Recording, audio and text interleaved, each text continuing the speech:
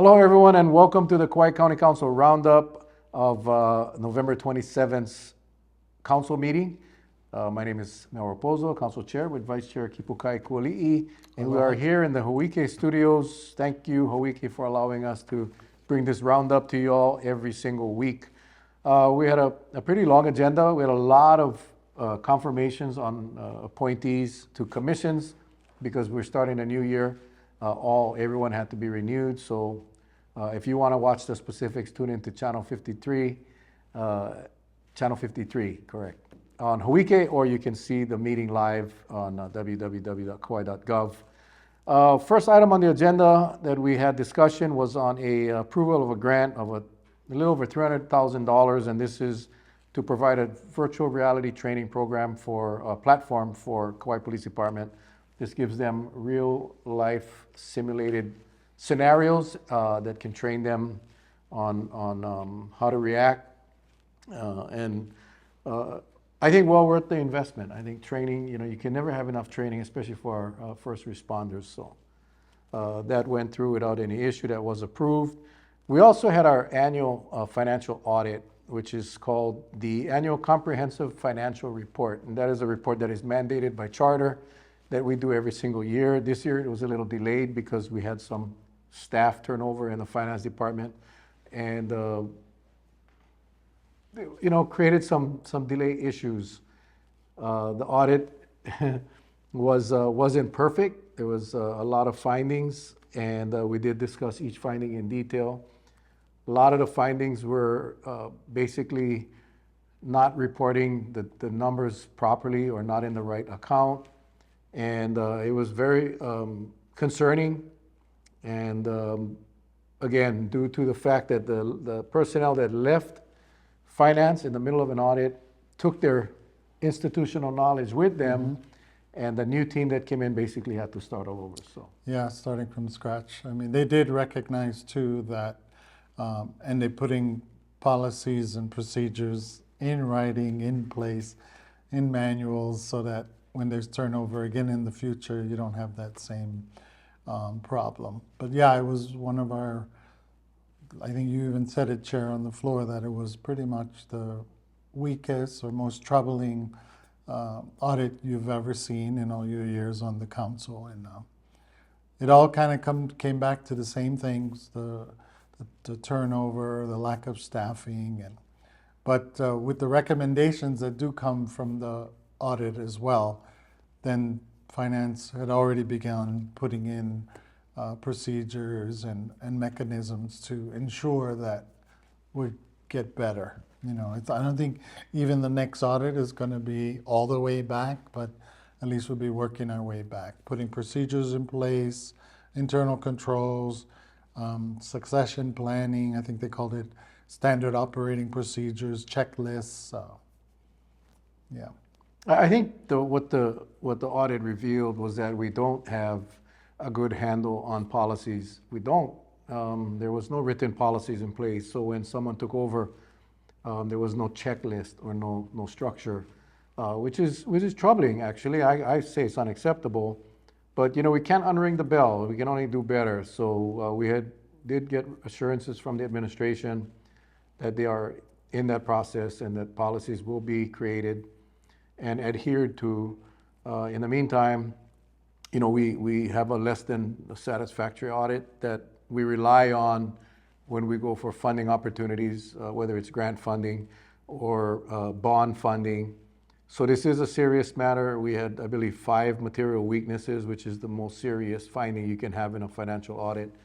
And I believe we had 3 other findings that were less significant nonetheless. It was probably the worst audit I've seen in all my 16 years on the county council. But again, we have the assurance from the administration that they will fix that. There was one finding, there was a repeat finding that was not rectified, which was equally troubling, and it's the tracking of our employees' vacation and sick time. I'm still confused as to how that happens. We are now in a full electronic system. It's a computerized system that tracks overtime. Workday, right? It's called Workday, and it tracks all of our time entries, our vacation, our leaves, and there still was some discrepancies. So It's frustrating because it's the second year in a row we've had that finding and it hasn't been rectified. So we will be watching that closely as the county council, as to make sure that they are on track into correcting these situations before the next audit is due. Yes, okay. On to better things. We also had a grant request for approval from the United States Department of Homeland Security, and this was for $150,000, which was to basically cover the expenses of a the personnel costs for an employee in the Kauai Emergency Management Agency at Kima. So that obviously was a no-brainer. Anytime we can get subsidized funding from the federal government or the state to offset our real property or general fund tax money, that's probably the way to go. So again, that was passed with no issue. In a position that supports day-to-day prevention, protection, mitigation, response, and recovery activities and trainings as well, and exercises. Yeah, I mean, it's just keeping our island ready for disaster or any type of crisis. And then finally, we had a resolution that was introduced by outgoing Councilmember Billy DeCosta. He had hoped to have put a bill out before he left, but it just wasn't ready, and there was still more legal research we had to do. But this is a resolution urging the administration to adopt some sort of legislation that is being done in the city and county of Honolulu and in Maui, and it's called the Aina Kupuna program. Aina Kupuna simply is a program that will allow generational families that have lived on properties for at least 50 years without selling, just living on the property. They have to have had lived on the property. And they're in an area that the assessments are skyrocketing in the special management area on the coastlines, like on the North Shore, Poipu, where these assessments are going through the roof, forcing some of our local kamaaina to have to sell. This potential bill would protect them and allow them to give them an opportunity to qualify for a minimum tax, which in Kauai, I believe is $300. So the whole intent of this bill, should it be introduced, will be to preserve these properties that have been in generations for again, at least 50 years. In fact, I believe Maui's law requires the owner to have lived on the property for 80 years. So we have a lot to discuss. This is just a resolution. Our legal department is taking a look at the legalities and trying to compare it with the other two counties and see if there's a compromise or a happy medium. But yeah, I'm looking forward to the discussion. Yep. You know, we all want to keep our local residents here.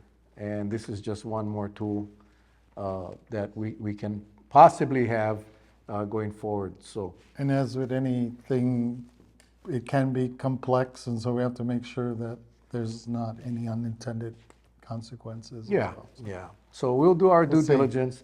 Speaking of which, if you're wondering why we're dressed like this, it's because we just came from our inauguration, and it was a pretty cool inauguration. It was quick, painless, and the new council is now in place. We do have Councilmember Aro Kanashiro back on the council, and brand new Councilmember Fern Holland, who will be chairing the Parks and Recreation Committee, and she will be brought into the groove real soon, and she'll be Hit the ground running, yeah like we all had to our first time. yeah. So the excitement And in the air. chair was appointed chair again, and I'm the vice chair again. So Yeah, so grateful to the council members. Council for that. leadership hasn't changed. I don't expect any real change going forward.